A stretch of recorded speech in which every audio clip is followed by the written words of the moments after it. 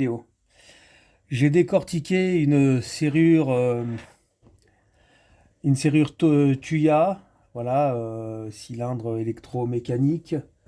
Donc c'est celle-ci.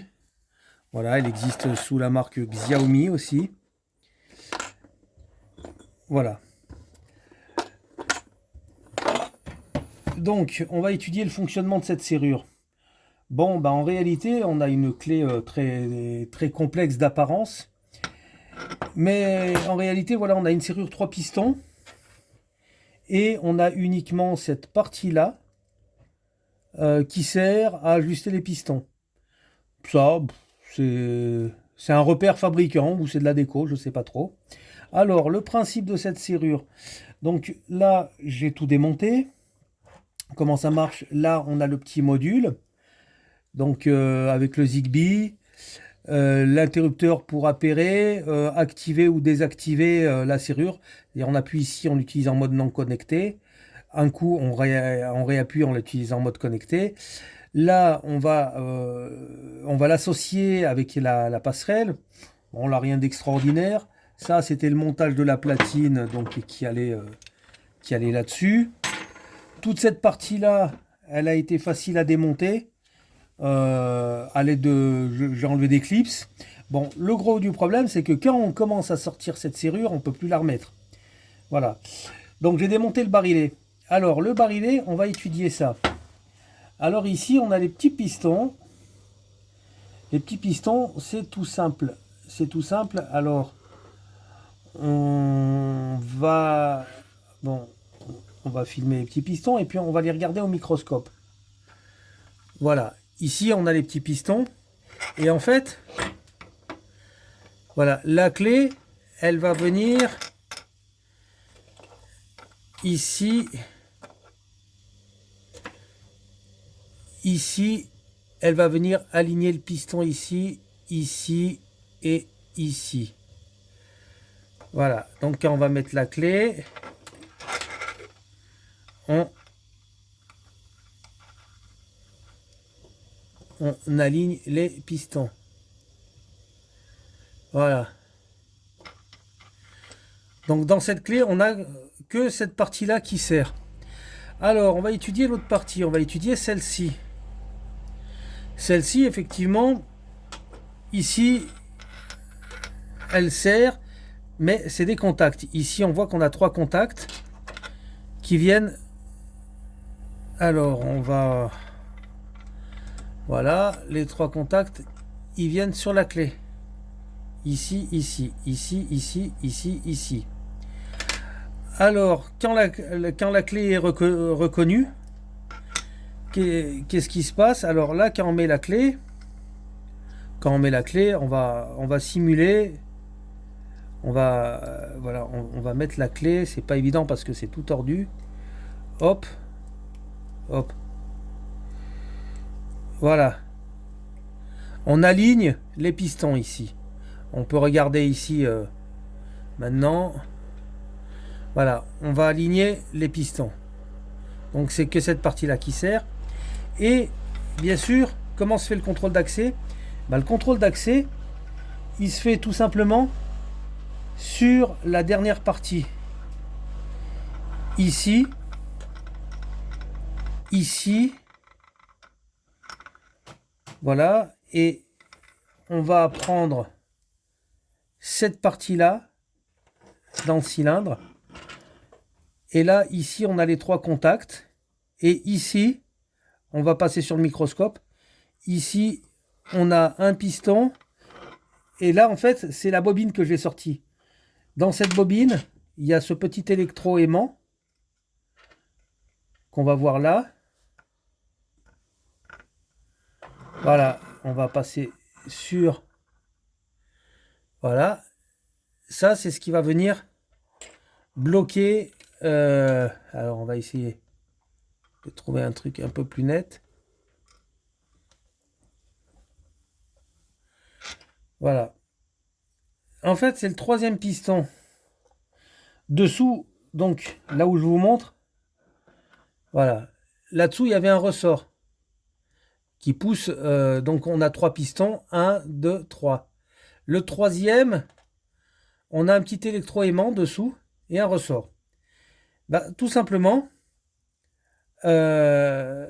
ça, ça empêchait, voilà, il allait dans ce sens-là, pardon. Hop, voilà, ça empêche le troisième piston de se mettre dans la bonne position. L'électroaimant, il maintiendra dans la mauvaise position. Tout simplement, ce qui bloquera la serrure. Alors, c'est vrai que quand on regarde, bon, la taille des pistons et le nombre, on n'a que 3 pistons. Alors, on va récapituler. On a 3 pistons entièrement, là, voilà, ici, entièrement mécaniques. Et celui-là qui est électromécanique. Voilà, ici, donc on va simuler un remontage d'un piston. Ici, on a celui-ci. Et on va le mettre comme ça. Voilà. Donc voilà, c'est une serrure, comment dire ça? Bon, on va passer à la clé d'abord, avant de faire... voilà, on va regarder sur le microscope comment est faite cette clé. On a un petit tube 7. Ici, je ne sais pas si on peut voir ce que c'est. On va essayer. On va peut-être monter un peu la lumière.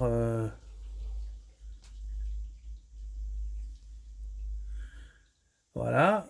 Et de l'autre côté, bien sûr, on a le contact.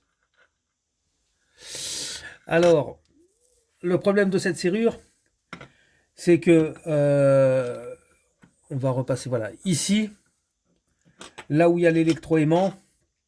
Alors, quand on reçoit ces serrures, il y a très peu de puissance au niveau de l'électroaimant, parce que vous en doutez bien, ça fonctionne avec 3 piles LR01. Donc, ça doit déplacer ce petit piston pour bloquer le système. Donc, très peu de force, très peu de consommation. Alors, voilà, il faut faire attention à ne pas graisser cette serrure. Enfin, on peut la graisser, mais alors, c'est très compliqué, parce que si vous la graissez, le fait qu'il y ait un tout petit peu de graisse sur le troisième piston, ça empêchera le contrôle d'accès, ça maintiendra toujours le piston dans la même position. Alors, ce qu'il faudra faire, c'est graisser, après passer la soufflette et puis taper la serrure sur un bout de bois, à l'envers, à l'endroit, à l'envers. Si vous voulez, je vais vous montrer comment on fait. Il me faudrait un petit bout de bois, le bois dur là. Alors, voilà comment on fait.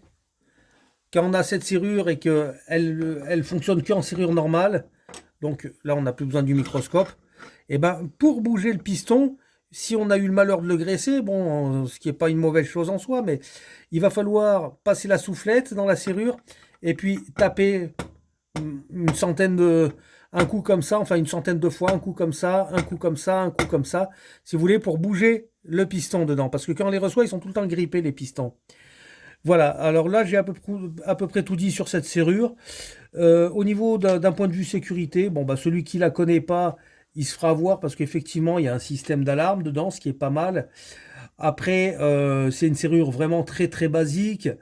Elle a pour elle que c'est vrai que voilà, quelqu'un qui ne connaît pas, il va déclencher l'alarme immédiatement.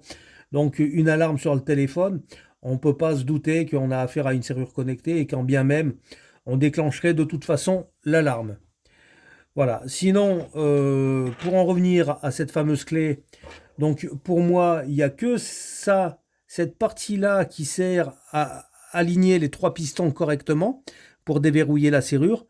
Et puis ça, comme je disais, c'est ou des repères du fabricant, ou bien juste de la déco, parce que ces trous-là, moi, après, dites-le en commentaire, mais pour moi, ces trous-là, ils me paraissent pas servir. Je pense que s'ils étaient bouchés, ça changerait rien du tout. Voilà, pour moi, il n'y a que cette partie-là qui, voilà, on voit les 3 encoches pour les pistons, là. Il n'y a que cette partie-là qui est utile, bien sûr, et la puce. Donc voilà, allez, petit tour. Voilà, on va regarder le circuit au microscope. Voilà comment c'est fait. Hop. Bon, et après, il n'y a rien d'extraordinaire. C'est l'électronique avec un petit module Zigbee dedans.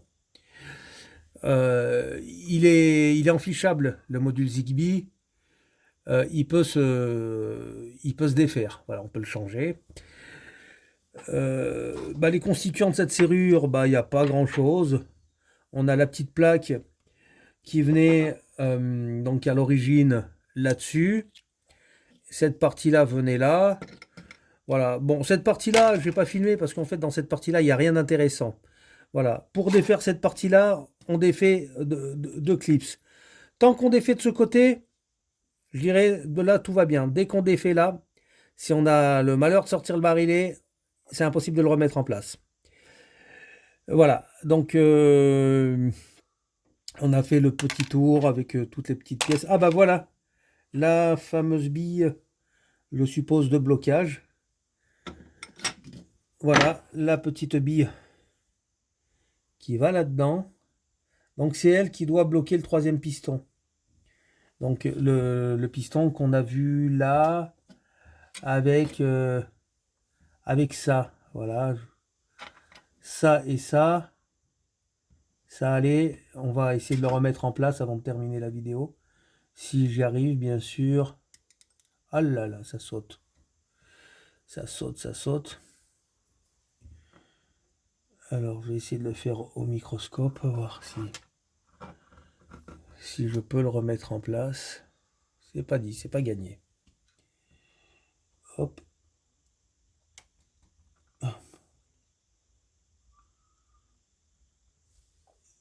Alors, ça va être très compliqué. Non, voilà. Si vous voulez, en fait, c'était monté comme ça. Ah là là, voilà. Ça, c'était monté comme ça. Hop, on va tenter de le remettre. Je crois pas que je vais y arriver.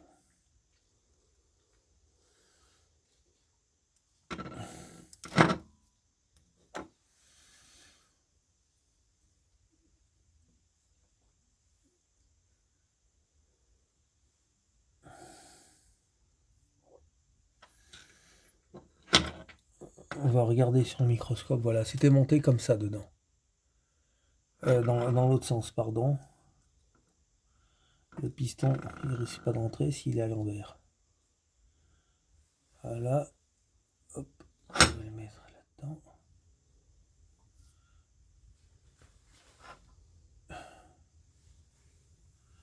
Oh, c'est très très compliqué à remettre correctement. Voilà. Allez. On va... Voilà. Ici, donc, on peut voir que ici, là, il y a un bout de ferrite. C'est ce qui devait bouger le troisième piston. Et ici, voilà, on a les pistons comme ça. Hop. Bon, bah là, il est tombé au fond parce que je n'ai pas mis le ressort. Sinon, si on met le ressort, faudrait-il encore que je retrouve ce fameux ressort. Oh, oh. Bon, il me semble que j'ai entendu un ressort tomber. Bon, ça, il n'y a rien d'intéressant, ça va aller dans la partie où il n'y avait pas la clé.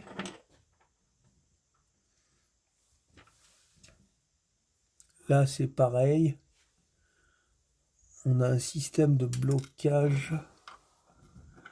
Voilà, mais en fait, tout se joue sur le troisième piston. Voilà, on a un système aussi apparemment avec une petite bille. Quoique non, ça c'est plutôt, je dirais, un contact. Que je dise pas de bêtises. Non, c'est pas un contact. Voilà, les contacts, ils sont là, les contacts électriques. Ah, il avait sauté là le ressort?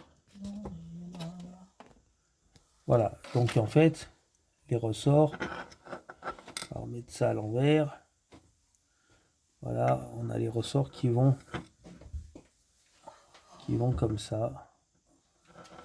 Et on va... Voilà. Enfin, bon, voilà. J'ai à peu près tout dit sur cette serrure. Est-ce que je la conseille?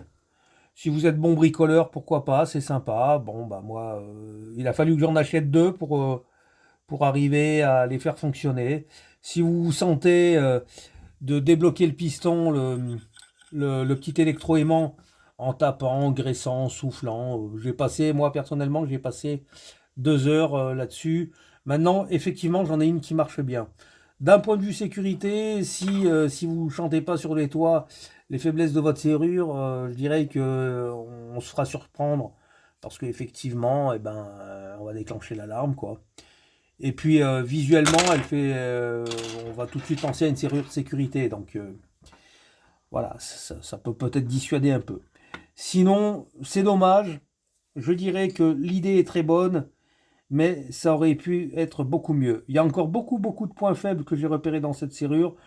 Le but n'étant pas, bien sûr, de vous apprendre à fracturer les serrures, hein. C'est dans un but uniquement pédagogique. Mais il y a énormément de points faibles. Voilà. Pour celui qui sait à quoi s'attendre, ça va être de la rigolade.